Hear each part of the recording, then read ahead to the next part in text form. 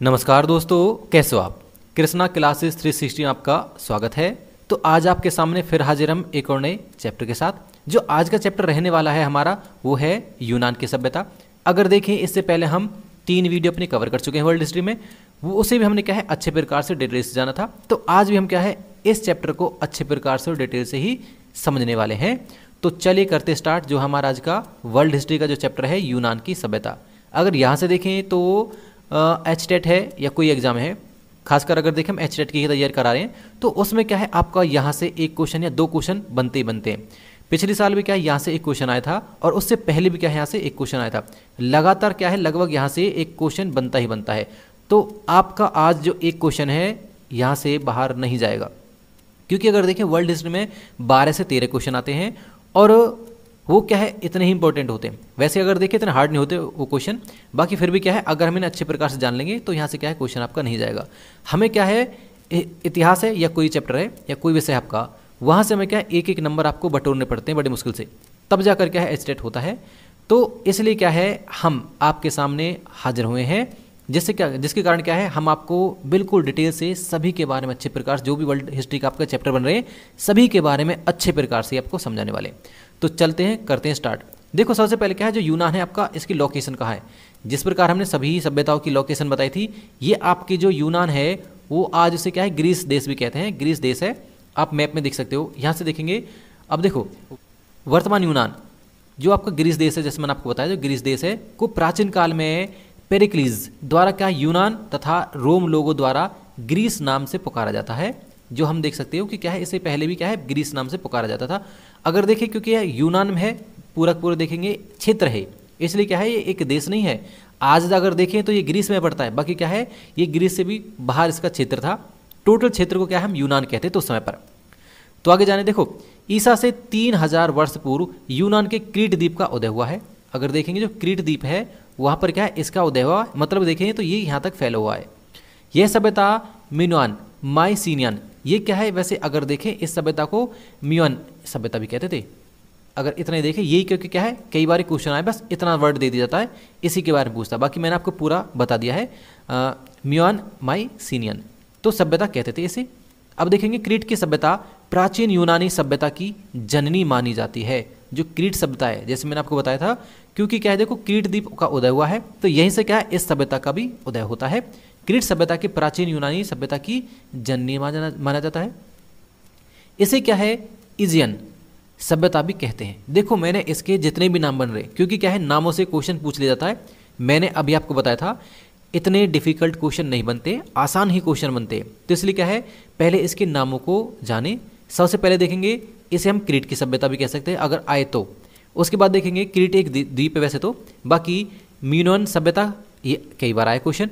इसके बाद में क्या है इसे ईजियन सभ्यता भी कहते हैं। तो ये हो गया हमारा इसके नाम को लेकर। बाकी यूनान की सभ्यता तो है ही है। क्रीट है जो क्रीट की महिलाएं, ठीक कर लें। देखो क्रीट की महिलाएं मुक्केबाजी तथा सांडों के साथ लड़ाई की प्रतियोगिता में भाग लेती थी। अगर यहाँ से देखिए आज भी क्या है ये प्रतियोगिता इस प्रकार की होती है कि जो महिलाएं हैं आज भी जो सांडों से तथा आपस में मुक्केबाजी करती हैं। क्रीट के लोगों ने पत्थर के थिएटर देखिए, तो उन्होंने क्या पत्थर के बड़े बड़े थिएटर बनाए हैं। थिएटर क्या होते थे, ये वही थे जैसे हमने पिछली सभ्यता में देखे थे। एक ग्राउंड है इस प्रकार चारों तरफ से, यहाँ क्या है सीढ़ियाँ बनी होती थी, यहाँ पर लोग बैठे रहते थे और यहाँ पर क्या है वो आपस में फिर लड़ते थे। उसके बाद देखेंगे इसमें क्या सार्वजनिक समारोह, संगीत, नाटक तथा खेलों का आयोजन पे हो रहा है। यहाँ पर क्रीट निवासी प्रधान रूप से री नामक देवी की पूजा करते हैं। अब देख लेना इसमें क्या है री देवी है और रे अगर हमने पिछली सभ्यता में देखा था रोम में, तो रे वहाँ पर क्या है आपका सूर्य देवता है। यूनान के इतिहास में मध्यकाल की प्रथम 2 शताब्दियों को प्रातः वीर काल कहा जाता है। इसे भी याद रखें आपका हेरोइक ये जिसे कह सकते हैं हम। यूनानी भाषा के पॉलिस शब्द का अर्थ है नगर राज्य, इसे भी याद रखें क्योंकि क्या है नगर राज्य क्या है पॉलिस को ही नगर राज्य कहते थे।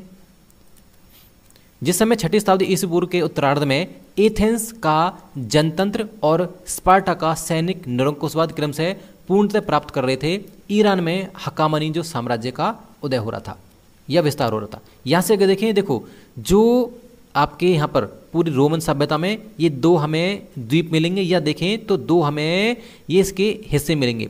एक तो था आपका स्पार्टा और दूसरा एथेंस। इनके देखेंगे आपस में भी युद्ध होते हैं। अगर आपने एक मूवी देखोगी जिसमें क्या है, जो 300 जिसका नाम 300 होता है, 300, उसमें क्या है स्पार्टा तथा एथेंस के लोग ही लड़ते हैं, जिसमें क्या है 300 सैनिक होते हैं और वो मजबूत सैनिक होते हैं। वो क्या 300 सैनिक की क्या है अपोजिट से जो सेना होती है उस पर भारी पड़ते हैं वो। तो इस प्रकार क्या है, आप मूवी को देखना, बहुत अच्छी फिल्म है ऐसे तो। अब देखेंगे जो आपका एथेंस है, एथेंस में तो आपका राजतंत्र है, और जो स्पार्टा है, स्पार्टा में आपका देखेंगे तो जो सैनिक शासन है, यहाँ पर सैनिक शासन है, और एथेंस में जनतंत्र है। यहाँ पर क्या है हकामनी जो साम्राज्य है उसका भी उदय हो रहा था ईरान में, देखेंगे तो उस साइड, क्योंकि इनसे भी क्या है इनके युद्ध होंगे, बाद में देखेंगे। अभी इसके संस्थापक क्या है, जो आपका हकामनी साम्राज्य है, इसके संस्थापक आपका क्या है क्रूस हो जाएंगे, या इसे क्या है साइरस कहते हैं। साइरस आपने नाम सुना होगा, साइरस इसके क्या है संस्थापक हैं। ऐसे क्वेश्चन आते हैं कि हकामनी जो साम्राज्य है उसका संस्थापक कौन है, ऑप्शन में आ जाएगा आपका एक साइरस, तो आप साइरस को लगा दे, या तो आपका क्रूस मिलेगा या आपको साइरस मिलेगा, आपको एक टिक कर देना है, आपका क्वेश्चन जो है ठीक हो जाएगा। यूनान में 2 प्रमुख राज्य थे, स्पार्टा और दूसरा था एथेंस। हमने ये तो बताया था आपको। यहाँ पर आपके 2 राज्य या 2 क्षेत्र इस प्रकार देखने को मिलेंगे, एक तो आपका स्पार्टा है, दूसरा एथेंस हो जाएगा। तो अब क्या है, हम स्पार्टा के बारे में सबसे पहले जान लेते हैं, उसके बाद में हम क्या है एथेंस के बारे में इसी प्रकार से जानेंगे। तो देखिए जो आपका यूनान के दक्षिण भाग के अनेक नगर राज्यों में स्पार्टा प्रमुख था, क्योंकि क्या है एक अगर देखिए नगर नहीं था, नगर बहुत सारे थे, परंतु क्या है स्पार्टा जो बहुत ही महत्वपूर्ण था, जहाँ का यूनानियों की डोरियन जाति द्वारा राज्य की स्थापना की थी। जहाँ की डोरियन जाति थी उसने क्या है यहाँ पर जो नगर राज्य है उसकी स्थापना कर रही है। ये डोरियन का यूनान में प्रवेश अप्रत्याशित और क्या है हिंसापूर्ण था। जो डोरियन जो जाति आई थी वो देखें तो किस प्रकार आई है, युद्ध के द्वारा आई है। जिस प्रकार हम देख सकते हैं जो भारत में वैदिक जो लोग आए थे आर्य थे, इसी प्रकार देख सकते हैं अभी हम, वे यूनान में पहले से बसे हुए एकियनों से क्या है भाषा, धर्म और क्या है सामाजिक आदि की दृष्टि से क्या है भिन्न थे। वो क्योंकि अलग है, क्योंकि हम देख सकते हो कि डोरियन जो है बाहर से आए हैं, तो इनके क्या है संस्कृति है, रहन सहन है, भाषा है, सभी जो है अलग है, भिन्न है उनसे, लेकिन सांस्कृतिक दृष्टि से क्या है पिछड़े हुए थे। जो डोरियन थे वो एकियनों से थोड़े से पिछड़े हुए हैं संस्कृति के मामले में। यूनान के इतिहास में अनेक आक्रमण का वही महत्व है जो भारत इतिहास में वैदिक आर्यों का आक्रमण है। हमने आपको अभी पहले बता दिया था कि जिस प्रकार क्या है वैदिक जो आर्य आए हैं भारत में, इसी प्रकार क्या है डोरियन भी यहाँ पर आए थे और ये आक्रमण से जीत लेते हैं। इस युग में यूनान की विभिन्न जातियों और कबीलों में रक्त सम्मिश्रित हुआ है। देखो रक्त का सम्मिश्रण होना तो बिल्कुल बनता ही है, क्योंकि क्या है जो डोरियन यहाँ पर आए हैं उन्होंने क्या है एकियनों से संबंध बनाए, संबंध किस प्रकार वैवाहिक संबंध बनाए, और जो उनकी संतान हुई है उसमें क्या है रक्त सम्मिश्रित है, मतलब दोनों के रक्त उसमें मिल चुका है, सीधी बात है भाई। इस प्रकार देख सकते हैं, तो मिश्रित जाति हमारे सामने आ चुकी है अब, जिससे क्या है क्लासिकल यूनानी जाति अस्तित्व में। जो ये क्लासिकल यूनानी जाति है ये कौन किसके मिश्रण से है, ये एरिकनो और आपका कौन से हैं जो डोरियनो है, इनके सम्मिश्रण से ये जाति आई है। स्पार्टा में 600 ईस्वी पूर्व के लगभग जो नई व्यवस्था लागू हुई वहाँ क्या है लाइकर्गस ये के नाम से प्रसिद्ध हुई है। इसे भी याद रखें, क्योंकि क्या है नई व्यवस्था बनी है कब 600 ईस्वी पूर्व में, जिसे लाइकर्गस कहते हैं। इसका उद्देश्य है स्पार्टा की शासक, जो शासक थे स्पार्टा में, क्योंकि हमें पता है डोरिस थे बाहर आए, इन्हीं का ज़्यादा देखेंगे तो ये महत्व देंगे से शासन के गए डोरिस जाति को शक्तिशाली बनाकर बहुसंख्यक हेलोटो को नियंत्रण में रखने योग्य बनाना था। अब देखेंगे मैंने आपको बताया था कि जो आपकी लाइकर्गस है वो एक संस्था है और वो क्या कर रही है, वो डोरियनों को ज़्यादा शक्तिशाली और पावरफुल बना रही, ताकि क्या है जो वहाँ के जो हेलोटो थे उन्हें क्या है नियंत्रण में रखा जा सके। स्पार्टा में सैनिक निरंकुशवादी राजतंत्रात्मक व्यवस्था का विकास हुआ। मैंने अभी आपको पहले बता दिया था कि स्पार्टा में क्या है सैनिक जो शासन है। उसके बाद देखेंगे स्पार्टा का शासक यह है आपका गेरुसिया, याद रखना जो स्पार्टा का शासक था गेरुसिया सीनेट नामक संस्था के प्रति उत्तरदायी होता था। जो एक जो थी सीनेट थी, एक संस्था थी जो वहाँ का शासक, जैसे सीनेट कह लो या गेरुसिया कह लो, इसके प्रति उत्तरदायी, मतलब ये एक परामर्शदात्री संस्था थी जो सीनेट थे आपकी। वो क्या है राजा को परामर्श देती थी कि आपको ये करना ये करना। जो सीनेट में क्या है बहुत सारे कुछ व्यक्ति होते थे, ज़्यादातर हम देखेंगे जैसे 30 सदस्य देखते हैं वैसे तो, बाकी क्या है इसमें ज़्यादा भी हो सकते थे। अब देखेंगे क्या है राजा को परामर्श दे रही तथा क्या ये बता रही कि आपको युद्ध करना चाहिए, स्थिति मजबूत है या हम थोड़ा सा हमारा पड़ला कमजोर है, तो सभी के बारे में ये परामर्श देती थी। इस परामर्शदात्री संस्था के सदस्य केवल उच्च वर्ग से ही होते थे। यहाँ आप देख सकते हो कि यहाँ पर जो व्यक्ति हैं उच्च वर्ग के ही होने चाहिए। अपेला नामक एक संस्था जनता की सभा होती थी। अपेला क्या है? जनता की सभा है। इस सभा द्वारा क्या है? गेरुसिया है कि सदस्य का निर्वाचन किया जाता था। जो देखेंगे आपका एपेला है, अपेला नामक संस्था है जो जनता की संस्था है, इसी के द्वारा क्या है? जो गेरुसिया है आपका जो सीनेट है कि सदस्यों का निर्वाचन हो रहा है। अब देखेंगे नेक्स्ट है 7 साल के बाद बच्चों को अपना घर छोड़कर सैनिक बैरकों में रहने के लिए भेज दिया जाता था। देखेंगे क्योंकि क्या है? वहाँ पर सैनिकों का ही ज़्यादा महत्व है। सैनिक अगर ना रहेंगे तो सीधी बात है वो हार जाएंगे। तो इस प्रकार क्या है? बचपन से ही बच्चों को देखे तो सैनिक बनाया जा रहा है। 20 वर्ष की आयु प्राप्त करने पर युवक सैनिक सेवा में प्रवेश या प्रविष्ट हो जाते थे। मतलब एक तरीके से क्या 20 साल में ही वो सैनिक बन जाते थे और 7 साल में क्या उन्हें ट्रेनिंग देना शुरू कर देते थे। विवाह देखेंगे तो अनिवार्य है। शादी है जो वो तो अनिवार्य थी, लेकिन क्या है? पारिवारिक जीवन की अनुमति नहीं थी। मतलब आप ठीक है बच्चे पैदा करो, परंतु आप क्या है? परिवार में नहीं रह सकते। आपको क्या है? सेना में जाना ही होता था। इस प्रकार दुर्बल शिशुओं को टाइगेटस जो पर्वत था वहाँ पर उस समय का, तो जो चोटी है जो आपका टाइगेटस पर्वत की, उससे क्या है? फेंक दिया जाता था जो कमज़ोर बच्चे होते थे। अगर देखेंगे जो यहाँ पर थोड़ी सी चर्चा करें, जो गांधी जी थे वो कहते थे जो निर्बल है निर्बल केवल राम, परंतु यहाँ पर ये कंसेप्ट बिल्कुल नहीं चलने वाला। यहाँ पर किसका कंसेप्ट चलेगा? यहाँ तो चार्ल्स डार्विन का ही कंसेप्ट चलने वाला है। सर्वाइवल ऑफ द फिटेस्ट, जो फिट रहेगा वो ही सर्वाइव कर पाएगा, वरना चोटी से फेंक दिया जाएगा। ये था यहाँ पर जो कंसेप्ट चला रहे थे। क्योंकि क्या है? कमज़ोर बच्चा अगर होगा तो ना तो सेना में ही, और ऊपर से क्या है? देश के लिए ही वो बोझ होगा। इस प्रकार क्या है?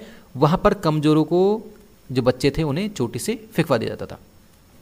स्पार्टा में लड़कियों को भी सैनिक अनुशासन की शिक्षा दी जाती थी। देखें यहाँ पर क्या है? जो लड़कियां हैं उन्हें भी क्या है? सैनिक शासन की जो अनुशासन की शिक्षा दी जा रही है कि क्या है? किस प्रकार रहना चाहिए।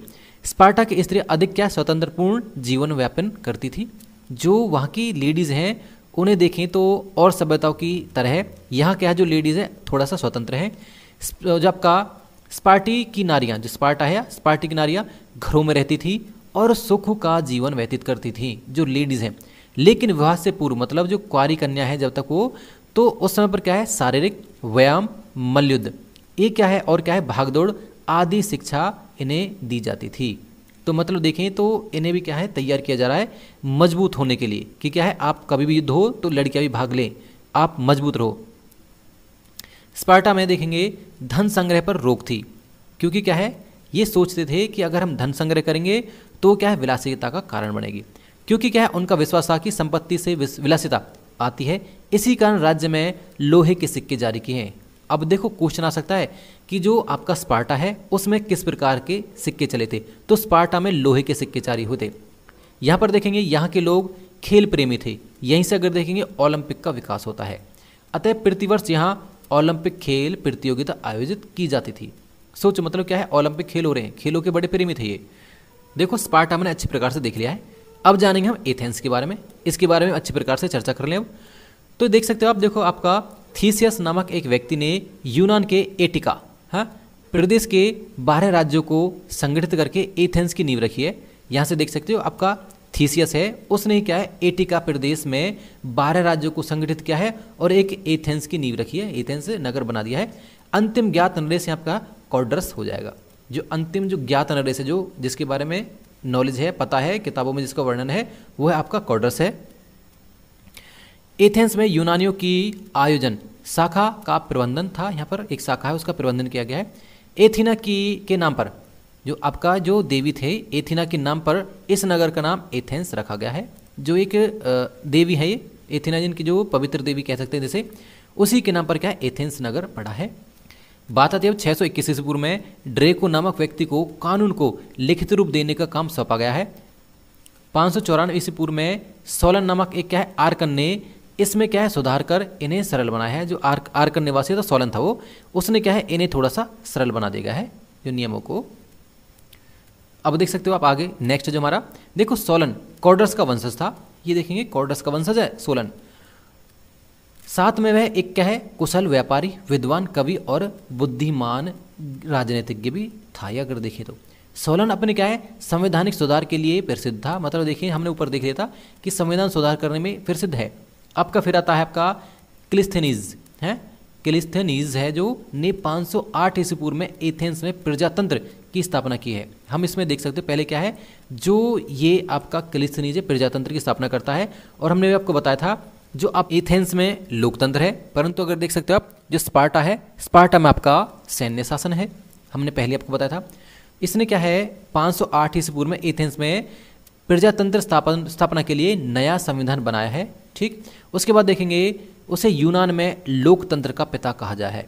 भाई ये इसे भूलना मत कि एथेंस में लोकतंत्र का पिता कौन है, तो लोकतंत्र का पिता आपका क्लिस्थेनीज, ये आपका लोकतंत्र का पिता हो जाएगा।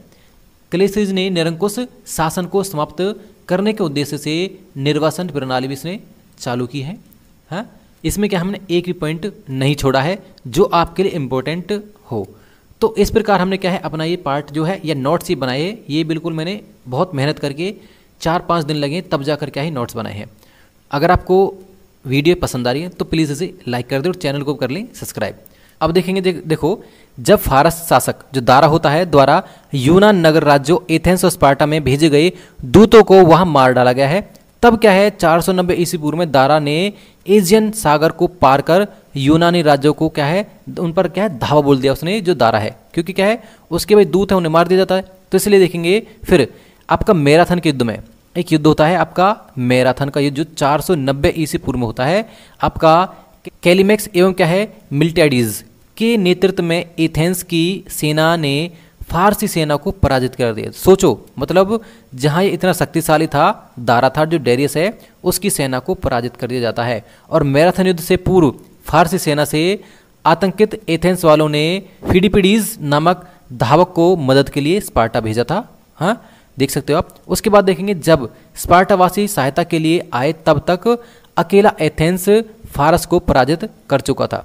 अगर देखेंगे जो स्पार्टा से मदद मांगी थी एथेंस ने, परंतु क्या है वो वहां तब तक पहुंच नहीं पाए थे। देखो स्पार्टा वालों ने सहायता देने का वचन दिया था, किंतु क्या है अंधविश्वास के कारण, अंधविश्वास क्या था देखेंगे सेना जो है पूर्णिमा के पूर्व मैदान नहीं उतर सकती थी। ये एक तरीके से क्या है इसका अंधविश्वास था इनका, तो स्पार्टा वालों का। उसके बाद देखेंगे तो वे मैराथन उस समय पहुंचे जब युद्ध समाप्त हो चुका था। देखें तो एथेंस वालों ने तब तक युद्ध जीत लिया था। उसके बाद देखो यह पहला अवसर था जब यूनानियों को यह विश्वास हुआ कि अजय ईरानियों को भी पराजित किया जा सकता है, क्योंकि ये धारणा थी कि जो आपका ईरानी थे वो अजय हैं, परंतु अजय का मतलब उन्हें कोई हरा नहीं सकता, परंतु क्या है इन्होंने यूनानियों से हरा दिया। एथेंस वालों को इस वजह से यूनान का त्राता होने का गौरव प्राप्त हुआ। पूछ सकता भैया किन्हें हराया था जब यूनान वासियों को त्राता का गौरव प्राप्त हुआ था, तो उन्होंने ईरानियों को हराया था। अब बात आती 485 ईस्वी पूर्व में दारा की मृत्यु के बाद उसकी मृत्यु हो जाती है और उसका जो उत्तराधिकारी होता है उसका बेटा होता, उसका नाम होता आपका छयार्स उसका नाम होता है। उसके बाद देखेंगे आपका अपने शासनकाल के प्रारंभ वर्षों में मिस्र और बेबीलोन विद्रोह का दमन करने में व्यस्त रहता है। मतलब शुरुआत में क्या है ये कौन से विद्रोह लड़ता है, मिस्र और बेबीलोन से युद्ध लड़ रहा होता है, उसमें बिजी रहता है। उसके बाद देखेंगे उसने 1207 युद्धपोतों का एक शक्तिशाली जलबेड़ा तैयार करा है, किससे लड़ने के लिए, यूनानियों से लड़ने के लिए। उसके बाद देखेंगे फिर बात आती है 481 ईस्वी पूर्व में एथेंस और स्पार्टा के मध्य है, ये एथेंस और स्पार्टा है दोनों एक गुट बनाते हैं। देखेंगे देखो मध्य क्या है कोरिंथ में अखिल यूनानी सम्मेलन का आयोजन किया जाता है और जिसमें भाग लेने वाले 31 राज्यों ने मिलकर फारसी आक्रमण का सामना करने की शपथ ली है, क्योंकि क्या है इन्हें डर था कि जो यूनानी है वो दोबारा से हम पर आक्रमण करेंगे क्योंकि हमने उसे हरा दिया है। उसका बेटा क्या है अभी उस साइड भेजिए, तब तक क्या है हम अपनी स्थिति को मजबूत कर लें।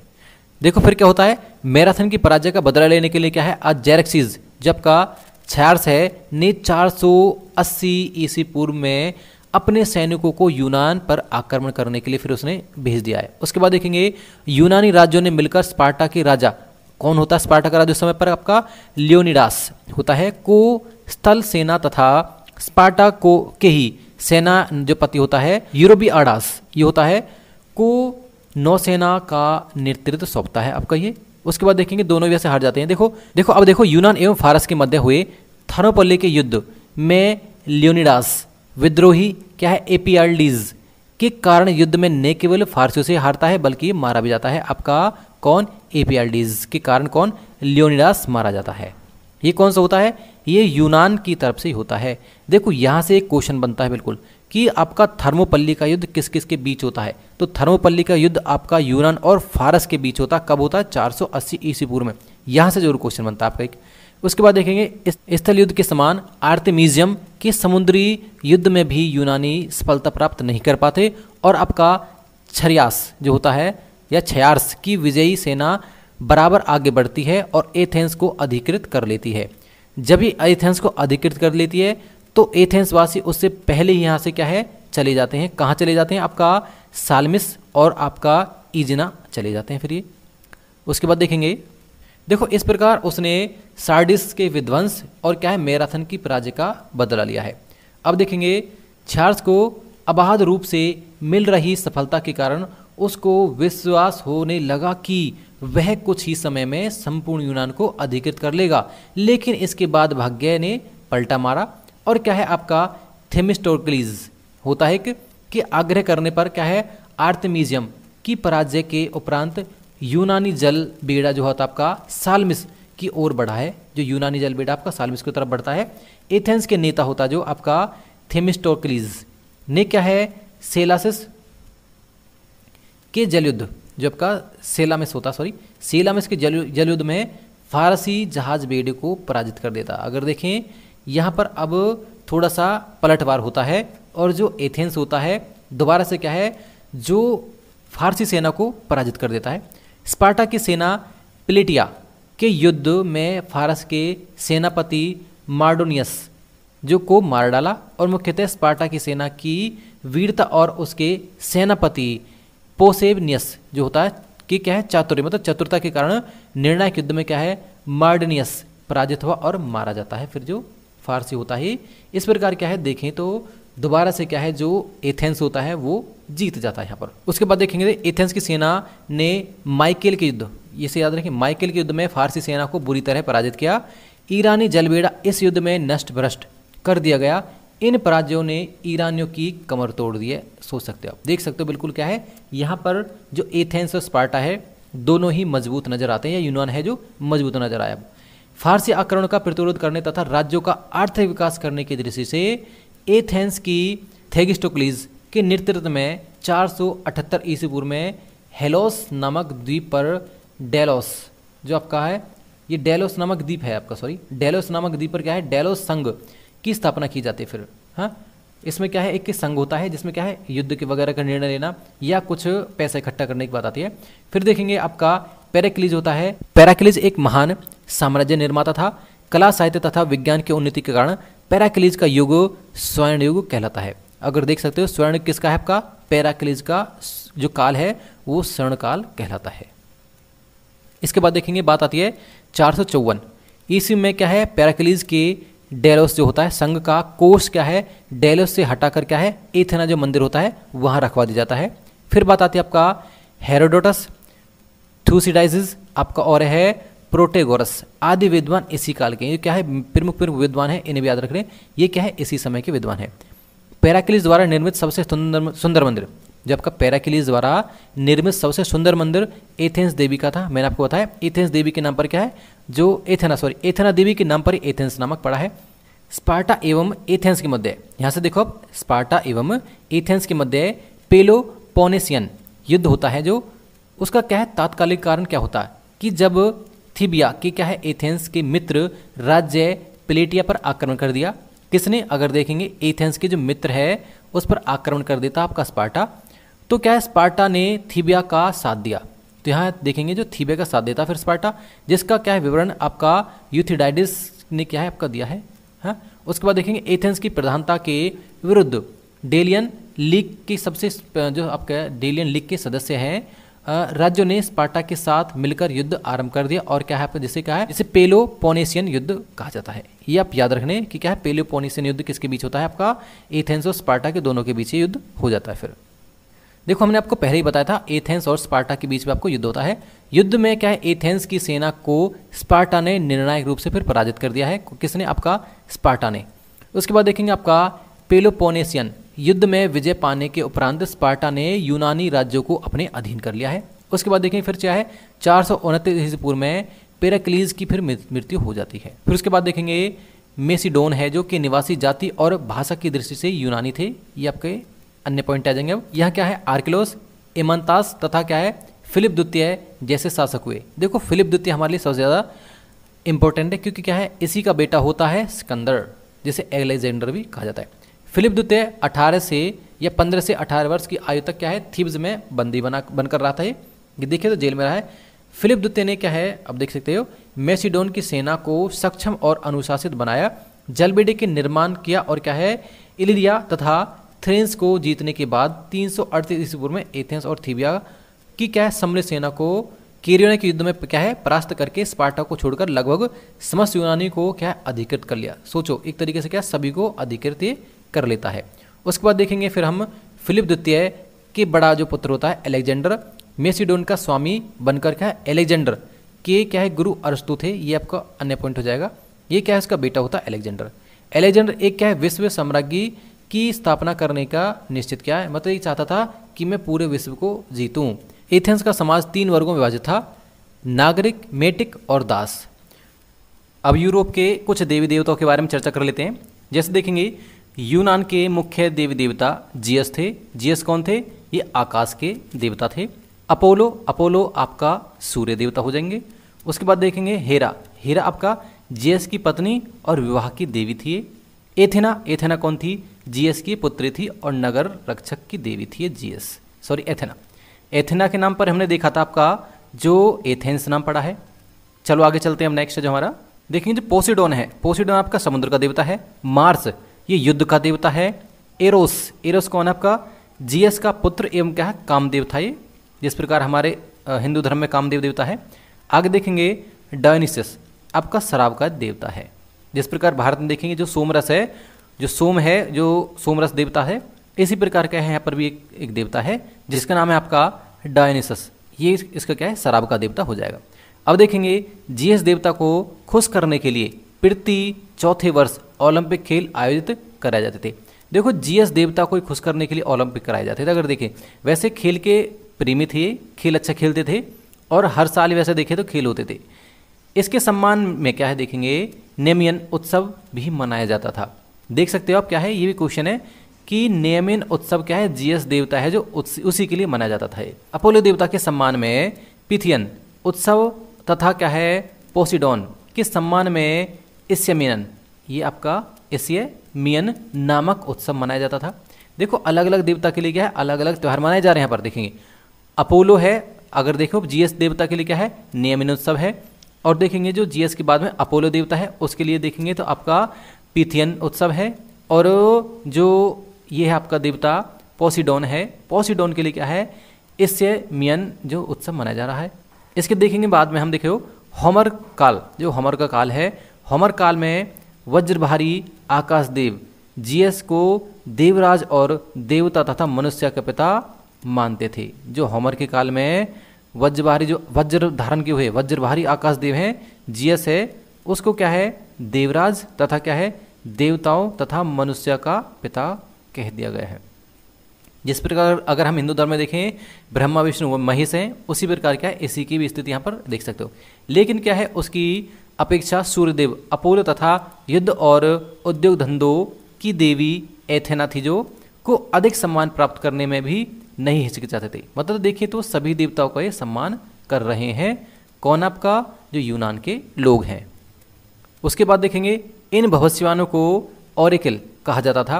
यहाँ पर क्या है मैं बताऊँ आपको, थोड़ा सा यहाँ पर कुछ कट गया पीछे। क्या है जो यहाँ पर पुजारी होते थे, पुजारी यहाँ पर भविष्यवाणी करते थे।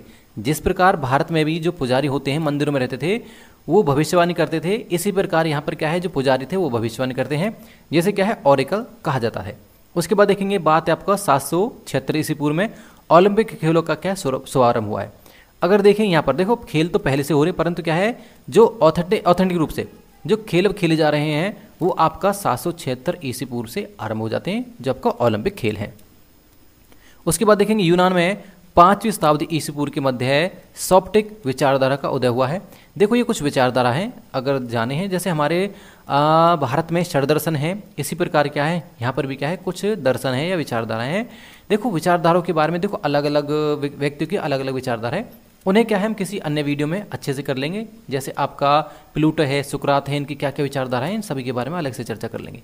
अब देखेंगे देखो जिसके प्रवर्तक क्या है प्रोटोगोरस थे, जब हम देखेंगे आपका पाइथागोरस की तरह भी क्या है प्रोटोगोरस भी एक अच्छे विचारक थे भी।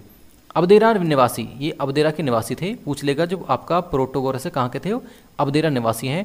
प्रोटोगोरस की क्या है प्रतिदिन क्या की प्रतिपादित क्या है कि सब मनुष्य का मानदंड मनुष्य है, सब मनुष्य का मानदंड मनुष्य ही है, ये प्रतिपादित किया था किसने आपका प्रोटोगोरस ने।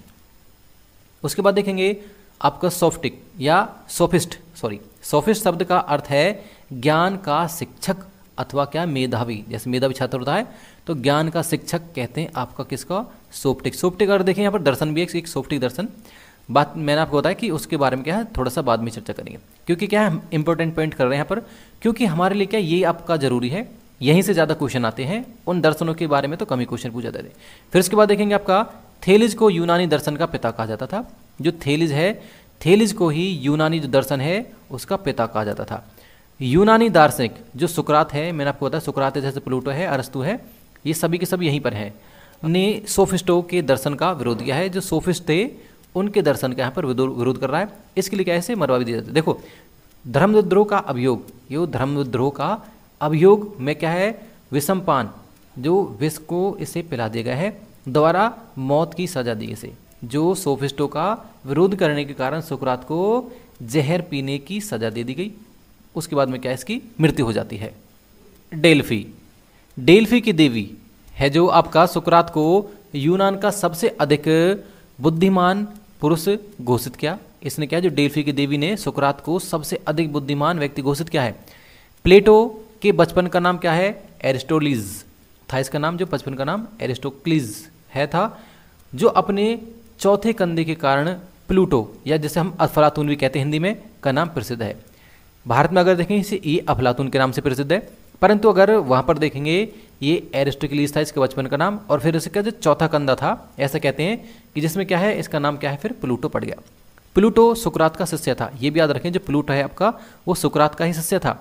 प्लूटो ने रिपब्लिक एवं क्या है लॉज नामक पुस्तक की रचना की। देखो अब हमारे लिए क्या है यहाँ पर कुछ इंपॉर्टेंट पुस्तकें आ जाती हैं, कौन सी पुस्तक किसने लिखी है, किसका प्रतिपादक कौन है, यहीं से क्वेश्चन अगर देखें तो यहाँ पे आपके आते हैं।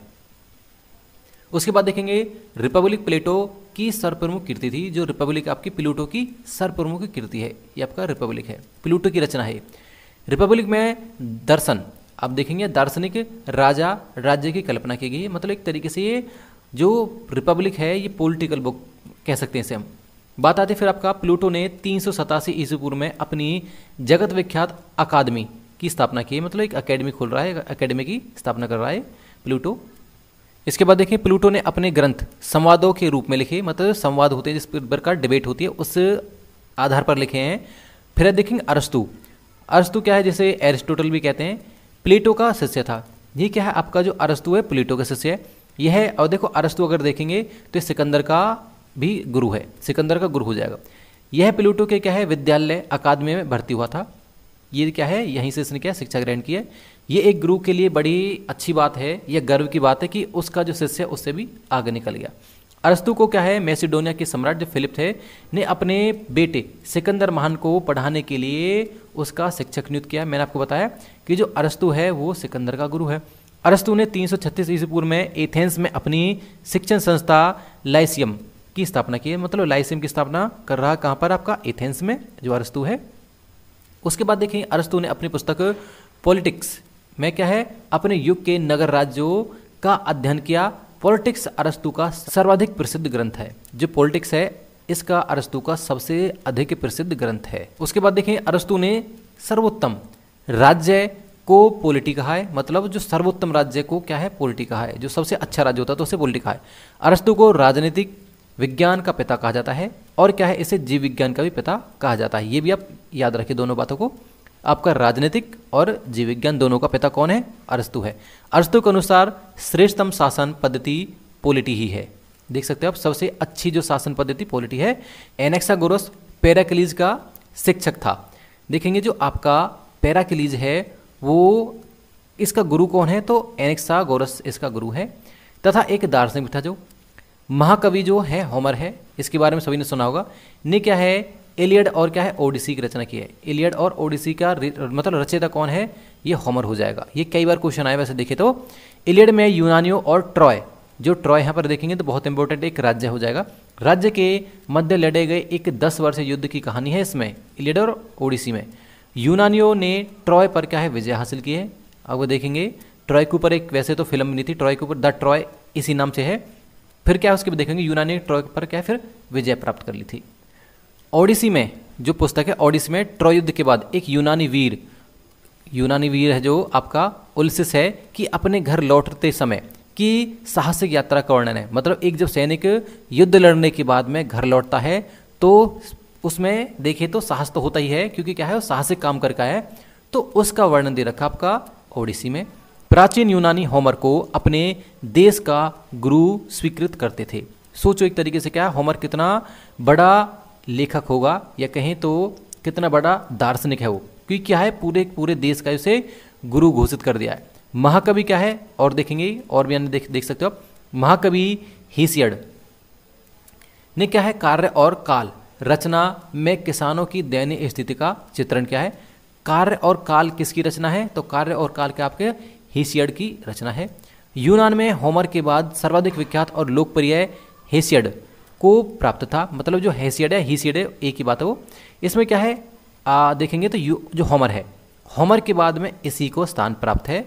फिर देखेंगे वह साइम है कि एक क्या है कृषक का पुत्र था, जो जगह का नाम है साइम है, ये आपका जो एशिया माइनर में है ये जगह, इसका क्या है वो पुत्र था यहाँ का वो। उसके बाद देखेंगे उसने थियागोनी नामक कृति में देवताओं की वंशावली और उनके कृत्यों का वर्णन किया है। किसने, आपका ये हो जाएगा हेसियड ने। यह कौन सी रचना उसने क्या है, थियागोनी रचना थी जो उसकी कृति में इसका वर्णन किया है देवी देवताओं का। अब देखेंगे लेस्बोस की सेफो, जो लेस्बोस है देखेंगे अब सभी के सभी रचनाओं के बारे में हम चर्चा कर रहे हैं। अब लेस्बोस की सेफो प्राचीन यूनान की ही नहीं वर्ण प्राचीन विश्व की सर्वाधिक महत्वपूर्ण कवित्री के रूप में प्रसिद्ध हुई है। जो लेस्बोस जगह का नाम है और वहाँ की जो कवित्री देखेंगे वो सेफो थी, वो क्या है पूरे ही विश्व में देखेंगे सबसे ज़्यादा प्रसिद्ध है उस समय की कवित्री सेफो को प्लेटो ने दसम म्यूज की उपाधि दी है। अब देखो यहाँ से क्वेश्चन आ जाता है कि दसम म्यूज की को यह क्या है की उपाधि किसे दी थी, तो आपका कवित्री सेफो को ही दसम म्यूज की उपाधि देता है, ठीक है ना, प्लूटो देता जो। अब देखेंगे जो पिंडार यूनान का सर्वाधिक प्रसिद्ध विदेशी कवि है। मतलब अगर देखिए जो विदेशी कवि में कौन आ जाएगा, पिंडार आ जाएगा। पेरिक्लिस युगीन यूनान का सबसे बड़ा कवि पिंडार थीबीज का निवासी था। ये कहाँ रहता था, ये थीबीज में रहता था। वह कुशल गायक वीणावादक भी था। पिंडार यूनानी के अनेक राज्यों में राजकवि के रूप में भी क्या है रह चुका है। अब देखेंगे कई राज्यों में क्या है देखें वो राजकवि के रूप में भी रह चुका था। उसके बाद देखेंगे चर्चा करें एस्काइलस को यूनानी दुखांत नाटकों का संस्थापक माना जाता है।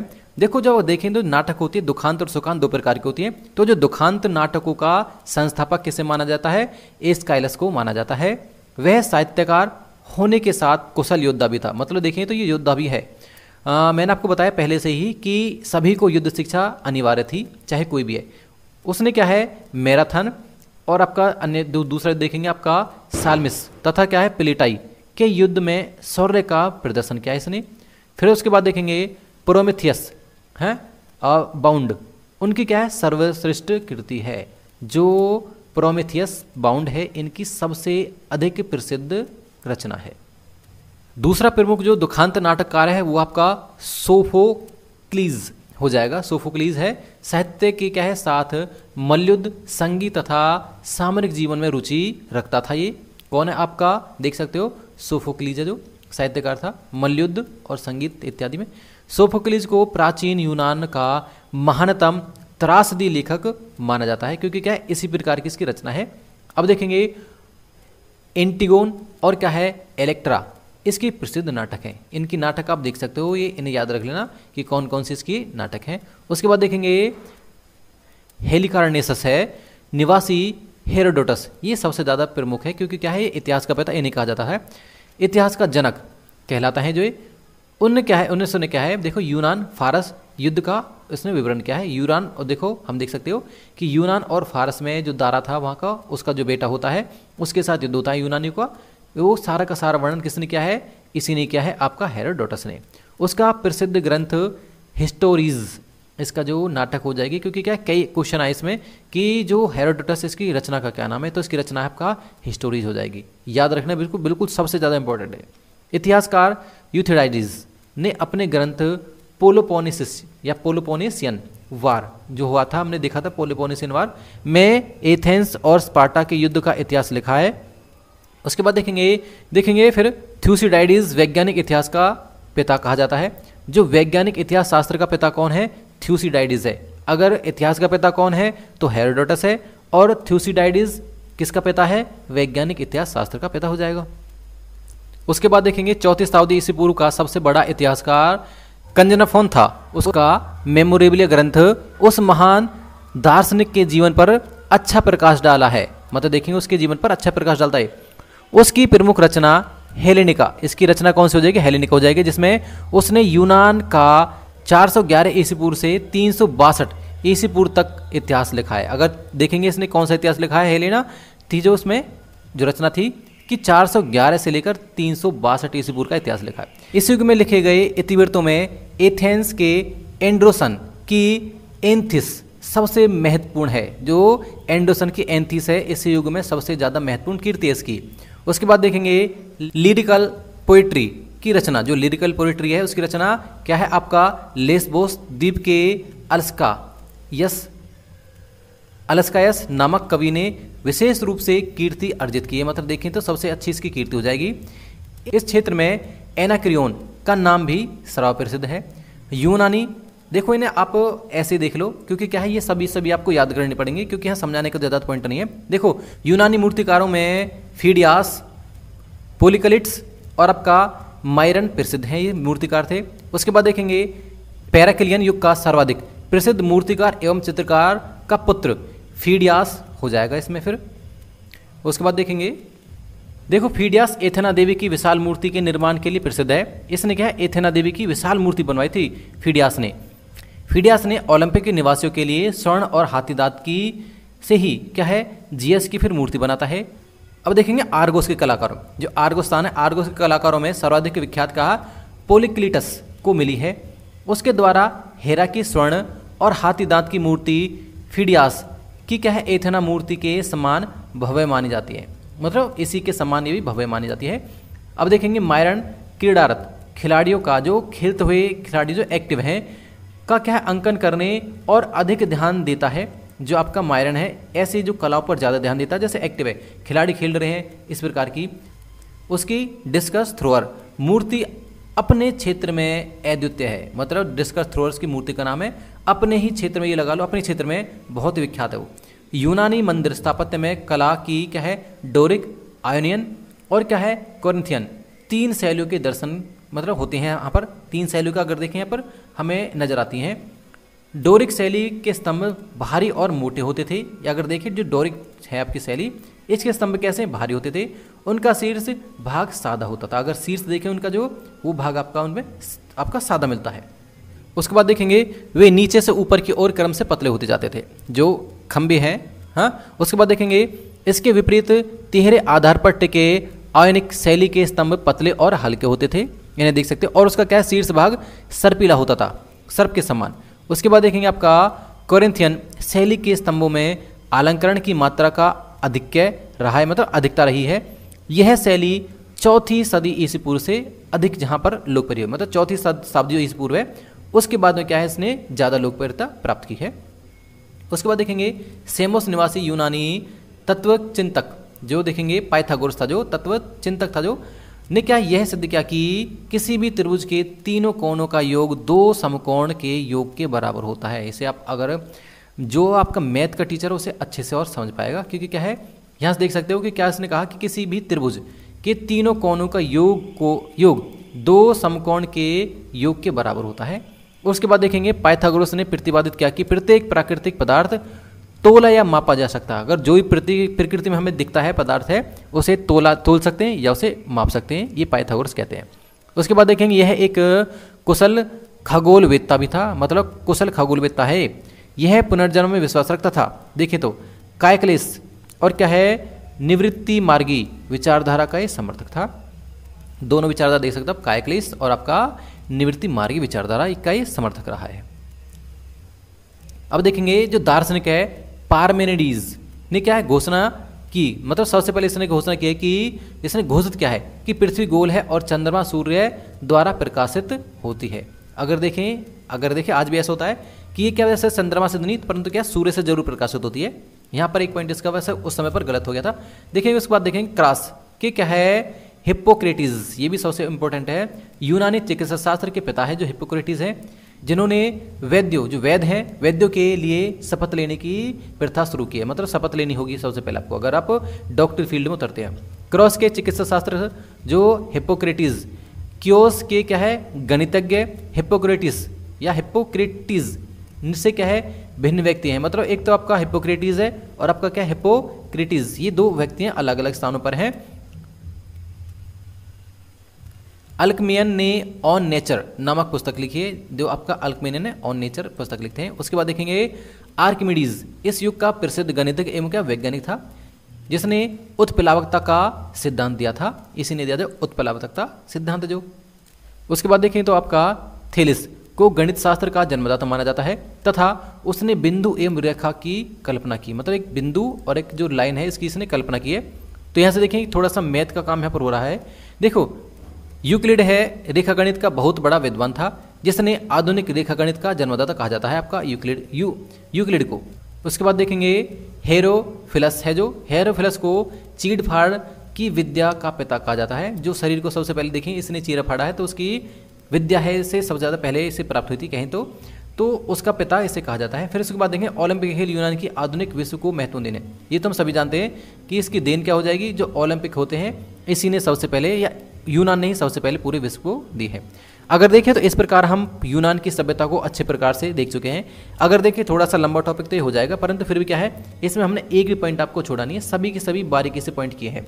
अगर आपको थोड़ा सा बाद में देखेंगे तो बोरिंग सा पॉइंट लगे, क्योंकि क्या है इसमें आपका इतिहासकार हैं या मूर्तिकार हैं ये आपको याद करने पड़ेंगे, या गणितज्ञ कोई भी इस प्रकार के हैं, क्योंकि क्या समझाने वाले पॉइंट कम है। जो अगर समझाने की बात आई है मैंने वहाँ पर आपको समझाई भी है, जहाँ कहानी की बात आई है मैंने कहानी बताई है। तो इस प्रकार क्या है ये हमारा जो है आपका यूनान की सभ्यता खत्म हो जाती है। जो हमारा नेक्स्ट पार्ट रहेगा उसे हम करेंगे कौन सा, इस्लाम धर्म का जो उदय हुआ है उसे हम अच्छे प्रकार से करेंगे। तो मिलते हैं आपको नेक्स्ट वीडियो में, तब तक के लिए धन्यवाद।